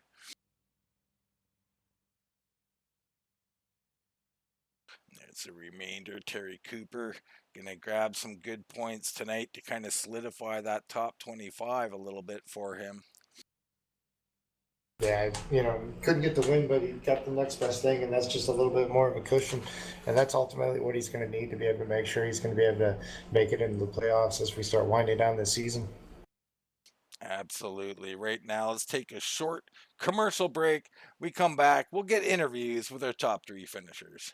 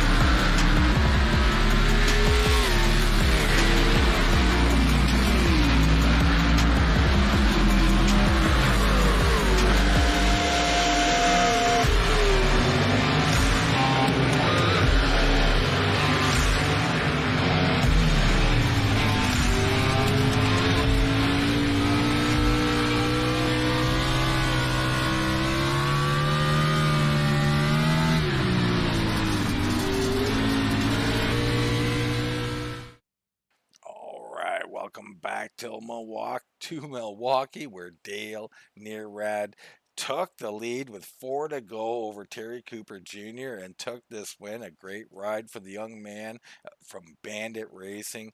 And all in all, a really good race tonight, Brad. Yeah, it really was. We saw a little bit of different strategy played. Good short track racing, even though it's a mile, if you will. But that's exactly how it kind of played out. And ultimately, long run turned in to be the positive win. It absolutely did. And right now, I have found my way down to Jared Carr, third place finish tonight in the number 7. Congratulations, Jared. A great run for you. Yeah, thanks, guys. It was a it's a great race. I really like this track a lot. I think it put on a pretty good race. I'll have to go back and watch the broadcast, but I'm very thrilled to get third tonight. Yeah, I mean, we watched you, especially late in the race. Looked like you were not overdriving the car, kind of taking what the track will give you tonight. And talk a little bit about like early in the race. You're back a little bit. You got some traffic to deal with. And what were you thinking tonight? Was there an opportunity to try and make passes, or were you just content to kind of wait it out and go for the long run? Um, the track, I mean, it's a there's no banking. I mean, it's like 3 degrees, so it's a very very flat track. You have to be really smooth and good on the gas, and I had practiced a little bit, and it was about 20 degrees hotter than what the race was in all the sessions that I was pulling up. So I don't think that I pushed the car or the truck as much as it could have been pushed. I think I left some on the table, especially toward the end of the race. I was staying with Dale, and I just I don't know, just the car was I didn't loosen it up enough after I didn't take a full tank gas, so it was just a little bit too tight on that run. I probably needed about a 40 lap with normal fuel to get going. But like I said, I love this track. It was great racing throughout the pack, and really happy with third. Yeah, absolutely. And like I said earlier, like watching you were commenting that, it just you weren't overdriving the car, taking what the car will give you. And often this is what will happen, right? Ends up in third place. But talk about, so he gets a late caution. You come out, I believe, in third, Jared, if I'm not mistaken. And a couple of guys had made mistakes on pit road. Opportunity knocks. The blood starts to amp up a little bit, where you're getting a little amped up, or you're thinking maybe now's the time to get more aggressive. Yeah, I mean, I think, and I don't know for sure, but I think that was probably the quickest on restarts tonight. So I was very much ready to go on that restart. It was an opportunity to get up there, but I was, you look at some of the guys that are behind you, and I thought like I said, I think the Spear guys had everything covered. I think Sylvain was definitely really quick on the long run based on what I was probably, a fourth, fifth, sixth place car, somewhere in that range all night. And, I saw the restart and I knew I had to get a good jump, and I did, but I just, Dale had just a little bit more grip on the outside, was able to get around me. And, I had to also battle Sylvain. I had to hold him off too. So, I mean, it was tough. And I knew that if I let Sylvain go, it was, I wasn't going to be able to get back by him. So, had to race hard there. But, yeah, I thought, like I said, very fun race. And, maybe I was, like I said, a little bit too conservative, but I mean, I'm in the playoffs, and I'm in Not the at all, playoffs. Jared. I don't think you were too conservative at all. I wanted to touch on something. Sorry to interrupt you, but You're good. you brought up Joly, and it made me think of Bills as well. It made me think of those restarts where you had it was Shoemaker and I think maybe Rupert Road on old tires up front. Now, in different situations, Hannah was up there early on old tires too. It seemed like you got through there through great driving or whatever, or were in the right lane. I'm not sure about that, but a guy like Bills was always in the wrong lane. The Joly had trouble as well. Was there a little bit of luck involved with some of that restart with those guys with the old tires? Well, the one with Rupert and Shoemaker, I mean, they both had old tires. They're both in the same line. The difference is, I think Rupert, had the preferred line, and I was on that preferred line. So, I mean, when you go in the outside with old tires at Milwaukee, I mean, there's no grip. The track doesn't offer you anything because it's flat. So that played my advantage. When Brody was out there on old tires, that one actually hurt me because Brody got a good start. Helm spun the tires, which, I mean, it looked like he was spinning the tires or missing a shift all night. And I got a better restart and actually got in the back of him. And I had thankfully a caution came out because I was overheating just a little bit. I had to back off in that run. and I had about 4 seconds of damage. Wasn't too bad, but it can make the difference. So, there was luck involved. I mean, I could have blown up for sure, and or could have gotten caught in the wrong spot. Yeah, and we don't mean luck for you personally per se, but I mean so you get stuck behind them as Tim Bills. It seemed like he had bad luck. Let's put it that way, Yeah, he on did. some of those. But Jared, again, great compliments on the driving tonight. I thought it was a perfect finish for the car. Like you said, maybe not loose enough to be up there getting the race win, or maybe it just didn't fall your way, but an excellent job of taking what a car will give you, getting third place is going to solidify your points position, and a big congrats tonight, man. Appreciate it, Dean. Yeah, so I mean, love to thank you guys first off. I watch the broadcast in the morning when I'm doing quote unquote work, and then thank the guys at Fury Motorsports, Shock and Awe, TJ Bartel. I mean, we worked on the setup. I sent out a base on the weekend and had some tweaks going on, so I was very happy with what we did as a team. And TJ finished fourth, so shout out to him. And had a really good night. And like I said, I think I'm pretty good about the playoffs, so I'm really happy. And thanks again. All right, Brad, that was Jared Carr, our third place finisher. And thanks, Dean. I'm standing by now with the driver of the 25, the Black Rifle Coffee Company truck, the Blackwater Products USA. That's going to be Terry Cooper Jr. Terry, man, it seemed like you just had the dominant truck all night. Just, second on the pole, second on the outside of the pole. Was really able to take advantage from the get-go. Just kind of talk us through your night. Yeah, man. That's a bummer. Hats off to Dale. I made some mistakes there with 10 laps to go and chasing the truck, but setup was good. Thanks to Lane for that. He threw it together and it was great. I was just chasing looseness, man. I was tightening the truck up all night and just couldn't get any grip in the middle of the corner. Yeah, and you talk about it just going a little bit loose through every run. It seemed like we had a caution almost to the tee at about every 25 to 30 laps, and it seemed like right there within that window, you would start really losing a little bit of time. We saw it early with Sylvan Joly start to kind of claw back his way to you, get right to your back bumper. Actually, I believe got by you at one point in time, and then the caution fell right then and there.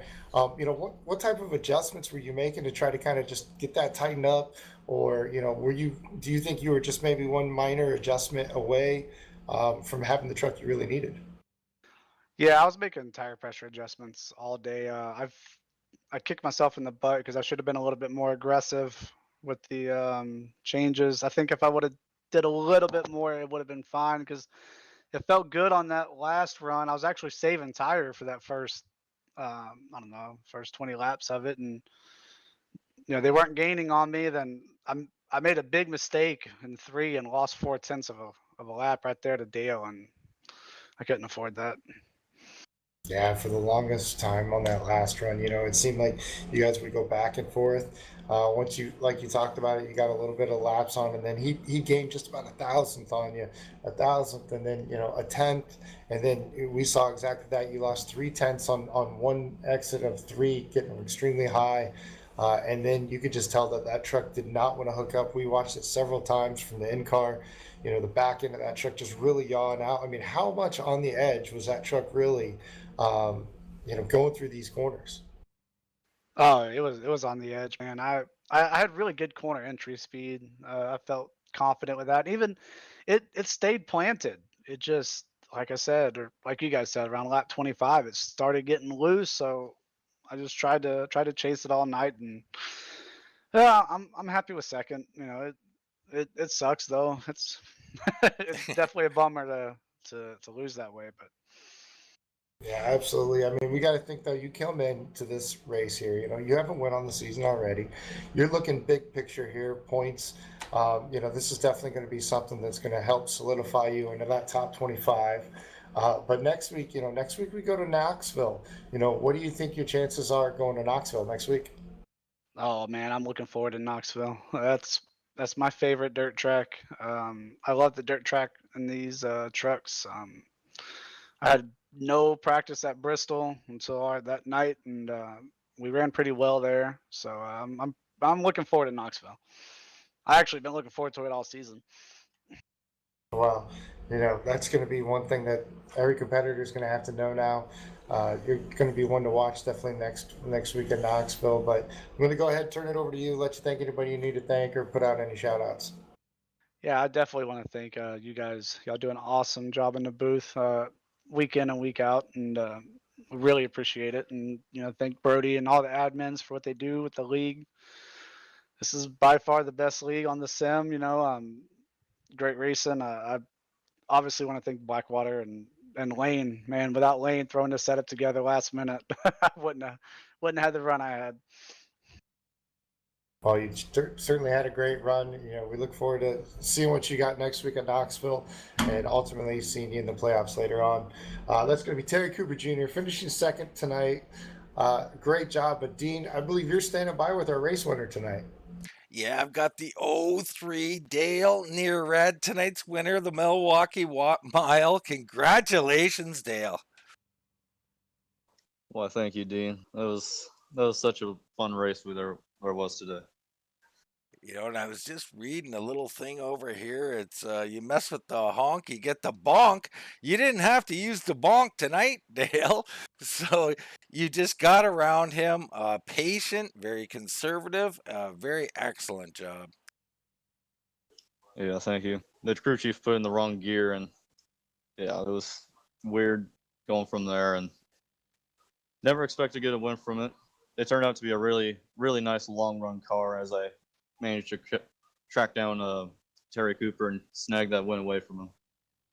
Yeah, let's go right into that. I mean, so obviously, I think everybody was aware Terry Cooper was going to get out to that lead and you'd have to run him down. And were you preparing for that, or were you just driving and taking what the car can give you? My mind at the point was saying, like, I'm not probably going to catch him, but just try to make my marks, see what best I can do. And I just kept driving along, seeing this time thing level out just a little bit. I'm like, okay, maybe I'll try to chip away on him. And a lot. And then I started around like lap 15 or so. I started chipping down on him a lot more. And then lap 5, pretty much got to his bumper, trying to battle him out, snag it from him. And it was pretty much a clear road from there. Absolutely. We were in car watching some of it as you got closer to Terry. You could see how violently that truck was yawing out and getting loose.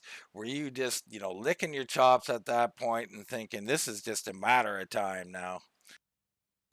Why, yeah. I was getting a little hyped up saying, like, he's getting a little loose.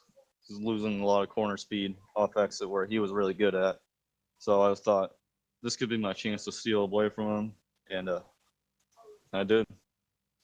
Well, you got your win here, Dale. We look ahead now. We've got dirt next week. How do you feel about that?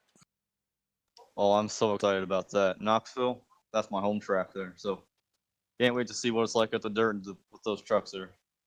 Well, you might have a rematch on your hands. Terry, very excited for it too. That's a very interesting note. We could have a battle between you two up front. We look forward to it, but a big congratulations on the win tonight, Dale. Up 12 spots on the night. Just an excellent race. And the floor is yours, brother. Anybody you want to thank? Any shout outs you want to give?